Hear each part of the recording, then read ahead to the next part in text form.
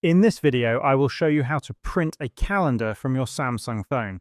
Samsung Calendar does not have a built-in print feature, but you can easily print your calendar by syncing it with Google Calendar. First, open the Samsung Calendar app, tap the menu icon, and scroll down to ensure that your Google account is checked. This will sync your events with Google Calendar. Next, open Google Chrome on your phone and search for Google Calendar.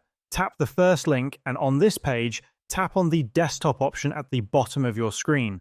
Now, zoom into your screen and tap the gear icon, then select Print. A new window will open where you can customize your print settings. You can select the date range, choose between a weekly, monthly, or agenda view, adjust the font size, change the color style, and select the page orientation. Once you've adjusted the settings, tap Print. If your phone is connected to a wireless printer, tap the three-dot menu in Chrome, select Print, and choose your printer. If you don't have a wireless printer, you can save the file as a PDF and print it later from a computer.